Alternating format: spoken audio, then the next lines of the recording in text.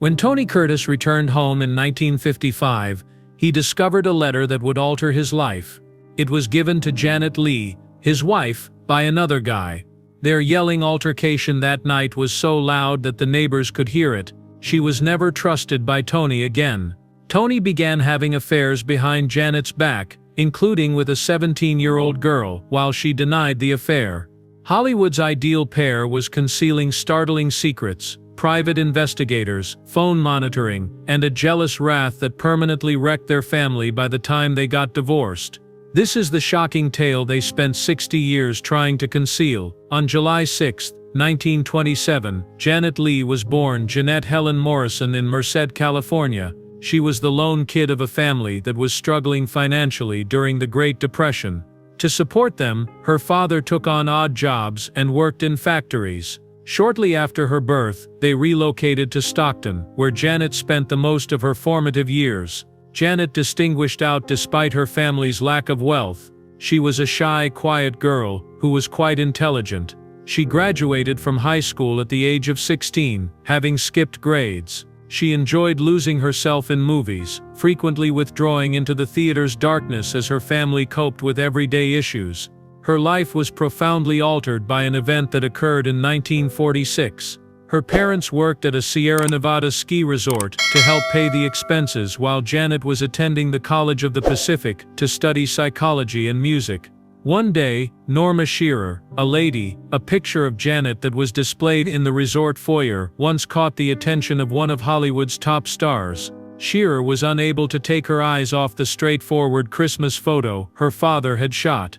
When she returned to Hollywood, she showed the picture to the top talent agency at MGM. The doors to celebrity suddenly sprang open. It was Janet's first time acting. Nevertheless, she was given a screen test by MGM. She immediately signed a deal with one of the world's largest studios. She quit college, began taking acting classes, and shortly after, she made her radio debut. In 1947, she made her debut movie. It felt like a dream since everything had transpired so quickly. However, Janet had a complex personal life even before she became famous. She married 18-year-old John Kenneth Carlyle when she was barely 14 years old. It lasted for just 5 months. She married Stanley Reams, a member of the Navy, a few years later when she was still a college student. Nor did that marriage last. Before her 21st birthday, both romances ended. She didn't discover love in a way that the world could witness until 1951, when she wed actor Tony Curtis. Together they have 2 kids, including Jamie Lee Curtis, who would go on to become an actor, but even that well-known marriage ended in divorce. It wasn't always known that Janet put in a lot of effort before Hollywood approached her. It wasn't easy in college. When she began, she was 16 years old and working to support her parents while attending school. She put in a lot of overtime at department stores throughout the school vacations. She worked at the campus information desk even during the semester. She managed to participate in student government, join a sorority, and sing in the college chorus. She has a wide range of talents, intelligent, artistic and diligent. But once she became a movie star, she hardly ever received credit for that. Although her time in college was brief, it had a significant impact on who she is now. She gained muscle, discipline, and a feeling of accountability as a result, attributes that would enable her to endure in a challenging field and make a significant impact in Hollywood. It seemed like a scene from a movie when Janet Leigh first entered Hollywood. Actress Norma Shearer first seen a picture of Janet, then 19 years old, at a ski resort where her father worked in 1946. Shearer handed the picture to an agent, who was awestruck by her beauty. Janet was suddenly headed for stardom in the film industry. Despite her lack of acting experience, MGM signed her. In 1947, she starred with Van Johnson in her debut film, the romance Rosie Ridge. However, the studio continued to change her name, even before the filming was completed. Prior to returning to her own name, Jeanette Morrison, it was Jeanette Reams, then Janet Leigh. The one that stayed was Van Johnson's statement that Janet Leigh was his favorite. Janet wasn't prepared to drop out of school completely, despite leaving to pursue her acting career. In order to balance academics and movie sets, She enrolled in night studies at USC. She went from being a small-town girl to an MGM contract star in an instant. Hollywood in the 1940s was like that. Quick, ostentatious, and packed of surprises. Janet was already being referred to as Hollywood's top glamour girl by the end of 1948. Only a year had passed since her debut. She had several big parts in 1949, Meg March in Little Women, followed by Robert Mitchum in Holiday Affair. She had little trouble switching between genres. She once appeared in a somber Cold War drama, as a nun. Then she was like angels in the outfield in a baseball feel-good movie. Although she had a gorgeous appearance, she was recognized for being real and grounded off-screen. She has appeared in more than a dozen movies in only 4 years. Even though the company promoted her as beautiful, reviewers began to recognize her skill as well, particularly in movies like Act of Violence, when her dramatic abilities were on full display. Between 1951 and 1954, Janet experimented with something a little different. Together with their friend Jerry Lewis, she and her husband, Tony Curtis, started producing unofficial home videos. These were private, light-hearted comedic experiments, not intended for the general audience. Janet was able to experiment with timing, improvisation, and several personas without the constraint of the studio. She was able to develop in ways she couldn't on set because to this artistic outlet. She later acknowledged that such homemade lessons had improved her comprehension of comedy.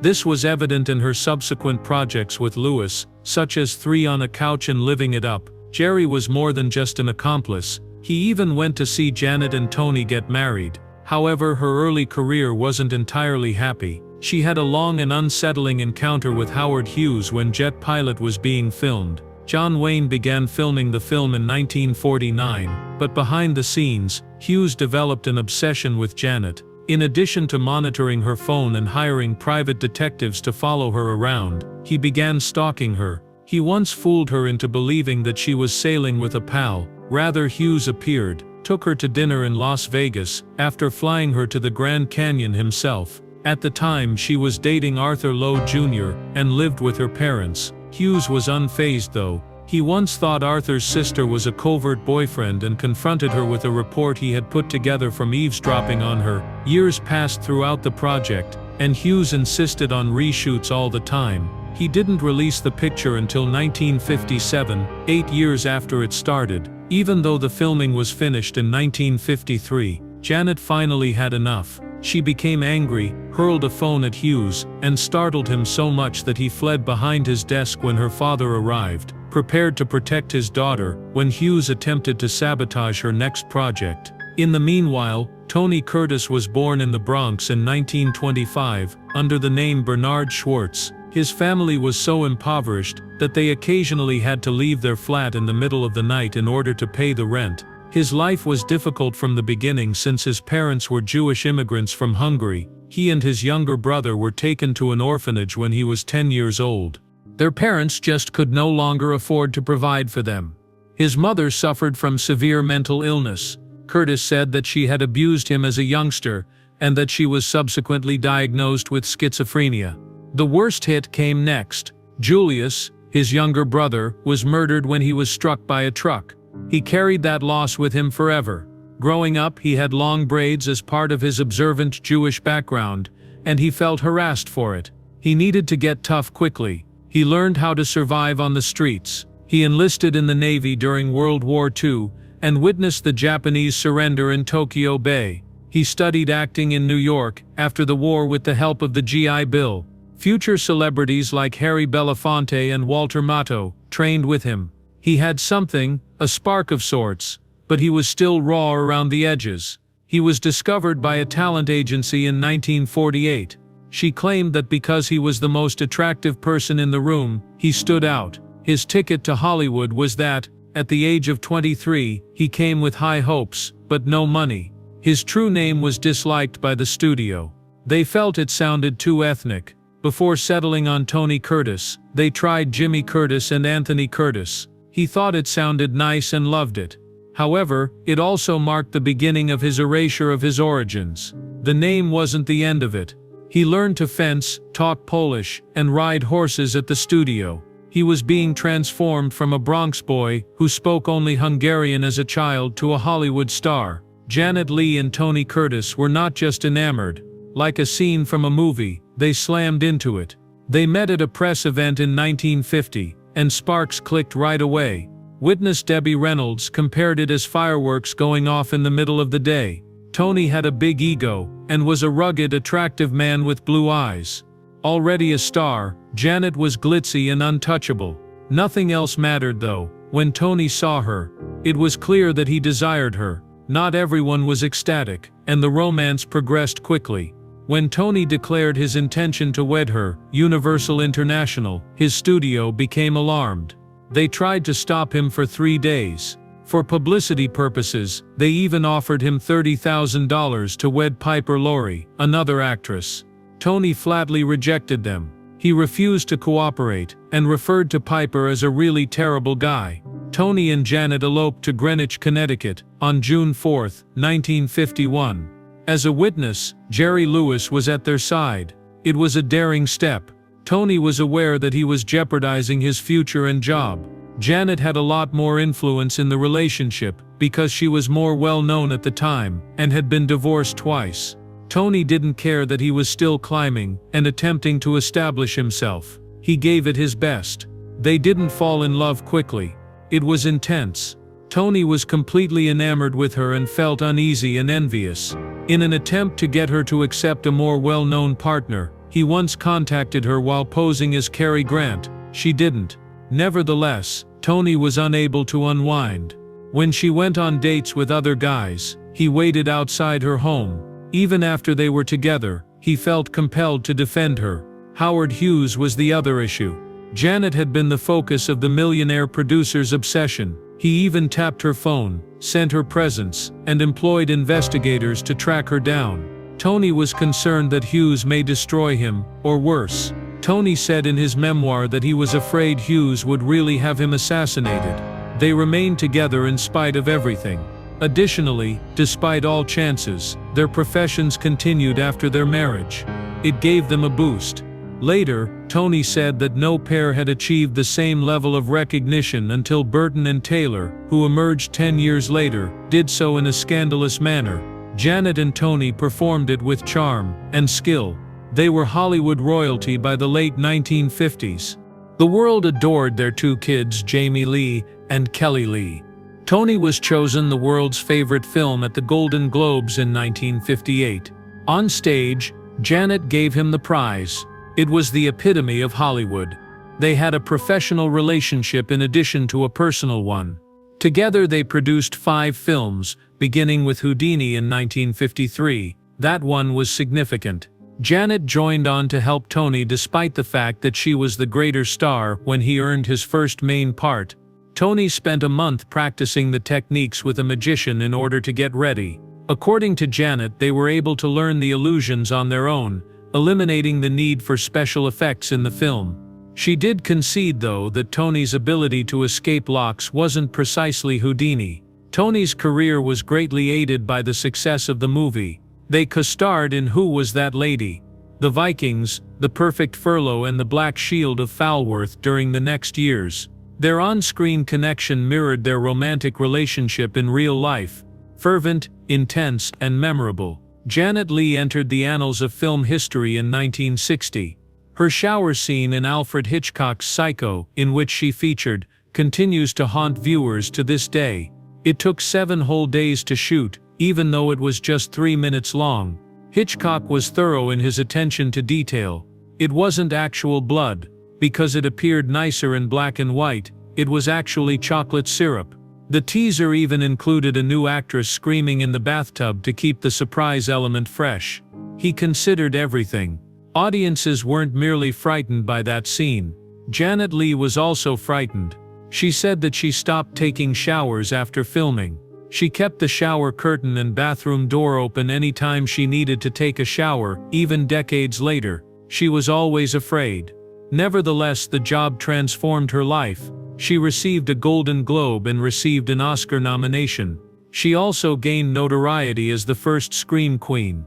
She wasn't just another defenseless victim though. She gained strength and depth from Leigh, and that had a significant impact on the representation of women in horror movies. She acknowledged years later that she felt fortunate even if the encounter had a lasting effect. "An actor is lucky if they are remembered for just one role," she remarked. And that cry, her cry, became recognizable. Tony Curtis was undergoing his own metamorphosis as Janet was creating horror history. He was mostly regarded as a gorgeous face in the early years of his profession. Despite playing endearing parts and starring in light adventure movies, he was not taken seriously by reviewers. In 1957 that changed with the pleasant scent of success. In contrast to his previous roles, he played a brutal press agent. The movie didn't go well at first because audiences weren't prepared for it. People eventually recognized it as a masterpiece. Nevertheless, it revealed a deeper, more passionate side of Curtis. He played a more challenging part in The Defiant Ones. The very following year, he portrayed Sidney Poitier as a prisoner shackled to another guy. The movie made them confront their differences. One was black, the other was white. It was forceful, unadulterated, and far ahead of its time. Both actors received Oscar nominations. Two leads from the same movie were nominated for Best Actor for the first time. The days of Curtis being merely a gorgeous face were past. He had shown himself. However, it wasn't until 1959 that Curtis became a genuine Hollywood icon. He portrayed three characters in the movie rather than simply one. He was Joe, a fugitive musician. He was a disguised lady named Josephine. Jr., a wealthy man posing as someone he is not, was also involved. Curtis immediately had a notion for that final job. His voice would be Cary Grant's. The director praised it and encouraged him to pursue it. There were many crazy scenes in the movie, both on and off screen. Curtis had a better behind than Marilyn Monroe, according to a joke made during costume fittings. "He doesn't have these," Monroe said, displaying her chest. For its day, the movie was groundbreaking. It experimented with identity, sexuality, and gender roles in a way that had never been done before. It became a tremendous hit, but some people were afraid it would be prohibited. It was voted the funniest American comedy ever produced after winning 3 Golden Globes. It is still regarded by critics worldwide as one of the greatest comedies ever made. Tony Curtis and Janet Leigh welcomed their first child, a baby girl called Kelly, into the world in the summer of 1956. They appeared like Hollywood aristocracy to the outer world. They were both at the prime of their professions. Tony was becoming a star, and Janet was getting big parts. They appeared to be the ideal pair as they posed for publications and smiled for photographers. However, behind the scenes, things weren't quite as they seemed. In 1955, Tony discovered a note when he returned home from a day of filming. He thought it came from Bob Fosse, who was Janet's then choreographer. It sounded like a love letter to Tony. It didn't matter if it was or wasn't. His faith was broken. Tony had been a little insecure all his life. He had a difficult upbringing. Janet was more polished and sophisticated. He was driven over the brink by the letter. Their home in Beverly Hills was filled with raucous arguments. Even the neighbors heard it. Although Janet denied any involvement with Fosse, the harm had already been done. Something broke between them after that. Despite the birth of 2 children, it never completely recovered. Jamie and Kelly. Tony would acknowledge years later that this was the beginning of the end of their marriage. Shortly afterward, Tony succumbed to temptation. He claimed to be in his prime at 30, and to be surrounded by attractive, glitzy and willing ladies. He then began to say yes. He started dating actress Gloria DeHaven in 1955. When Tony was still a young sailor, she had previously entertained Navy soldiers during World War II. They were sharing a bed, and he was now a Hollywood star. For him it was like coming full circle. Between 1956 and 1958, Tony's affairs became a mess. He frequently attended the events at Hugh Hefner's Playboy Mansion. He had a brief yet passionate romance with Natalie Wood in 1958. She became pregnant. The miscarriage ended the pregnancy. Even after he was married to his 6th wife, Tony continued to refer to Gloria DeHaven as the love of his life decades later. Despite Tony's unrestrained adultery, he couldn't bear the thought of Janet following suit. he developed obsessive, jealous, and paranoid tendencies. When Janet was on set, he kept calling her hotel room. He occasionally made over a dozen calls in a single night. He had a particular obsession with Frank Sinatra. Despite the lack of evidence, he was certain that Janet was having an affair with him. He sent a private investigator to track her when Sinatra was making the Sinatra film The Manchurian Candidate.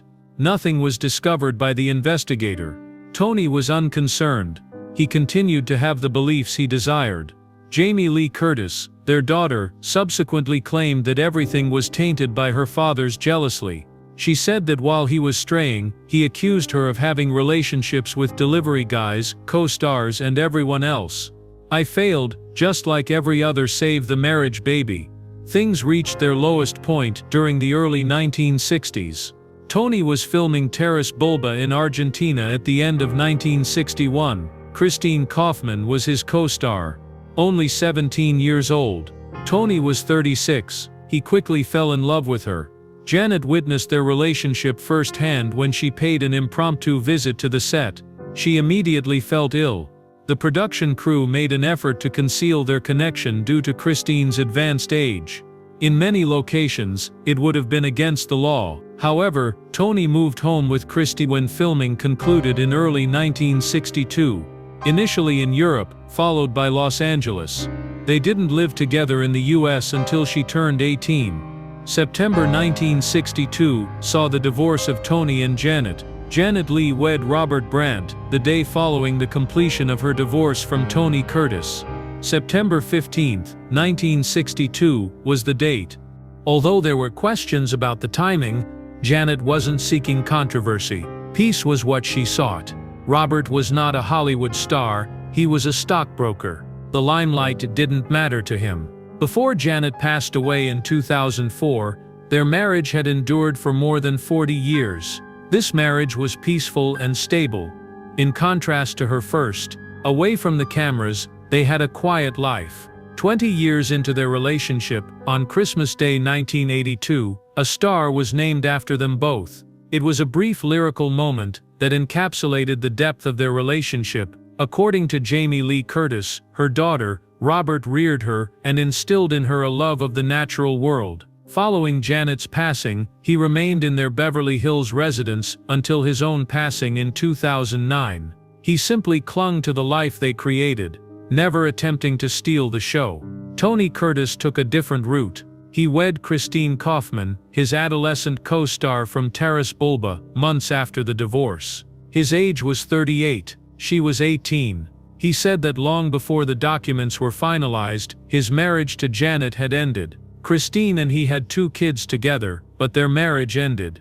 It ended in 1968, another victim of drug abuse and adultery. The ensuing years appeared to be a revolving door. He had many marriages. Lisa Deutsch, Andrea Savio, and Leslie Allen. Every connection resulted in additional upheaval in children. At age 23, his son Nicholas passed away from a drug overdose. In 1998, he got married to a woman who was 45 years his junior. He quipped that he wouldn't be caught dead marrying a lady old enough to be his wife, in response to a question concerning the age difference. However, the damage was not concealed by the jokes.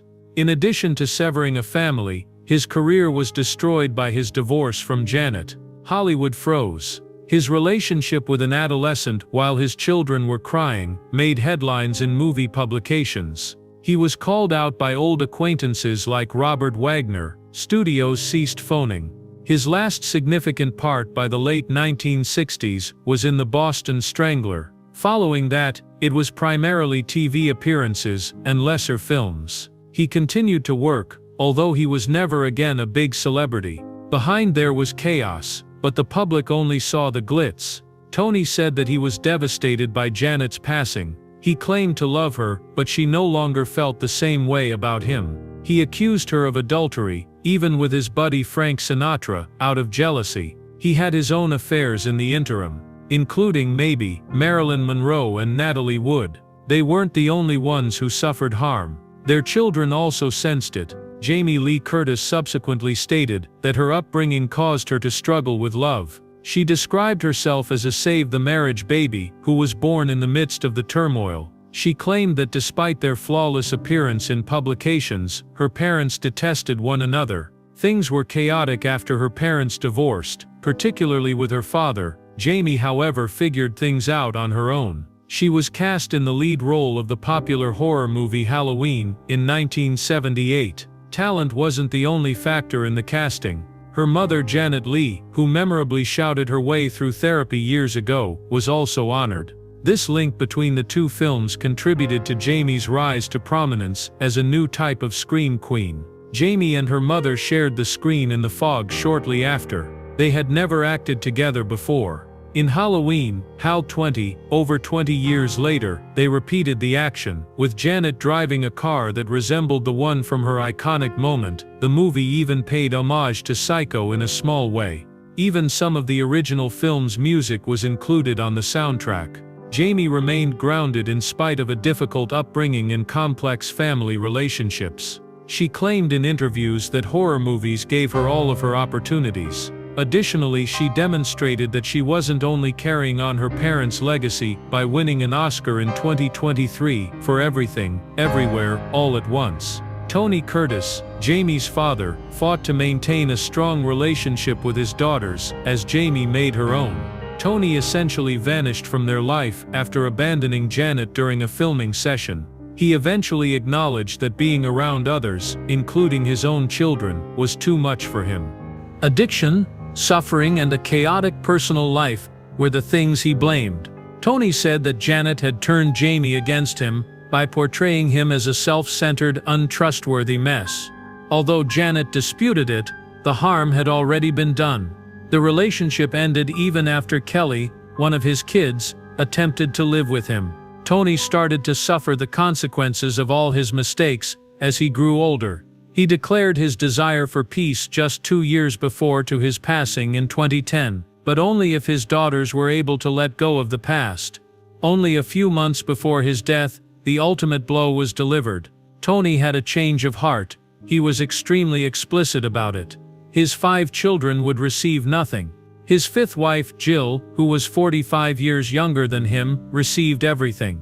Jamie had just comforted people at his funeral with a heartfelt speech. Kelly, her sister, launched a lawsuit shortly after, claiming that Tony had been coerced into altering his will.